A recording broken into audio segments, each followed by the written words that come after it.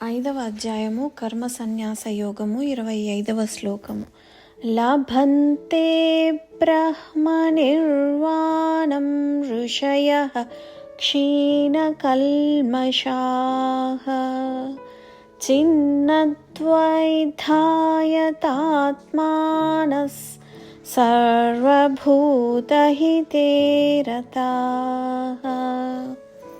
తాత్పర్యము: పాపరహితులను జ్ఞాన ప్రభావమున సమస్త సంశయముల నివృత్తిని సాధించిన వారును, సర్వ ప్రాణుల హితమును గోరువారును, నిశ్చల స్థితిలో మనస్సును పరమాత్మయందు లగ్నము చేసిన వారును అగు బ్రహ్మవేత్తలు బ్రహ్మ నిర్వాణమును పొందుదురు.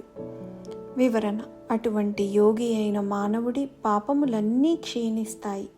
దువిధాత్మకమైన మనస్థితి నుంచి విముక్తుడవుతాడు. సంశయములు శంకలు దూరమవుతాయి.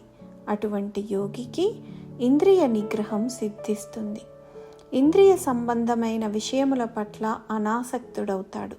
అటువంటి యోగి తన కోసం కాకుండా జగత్తున అందరి హితం కోసం పాలుపడుతాడు. ఆ యోగికి పరబ్రహ్మ ప్రాప్తి కలిగినందువల్ల ప్రాపంచిక భోగముల పట్ల ఎటువంటి రుచి ఉండదు.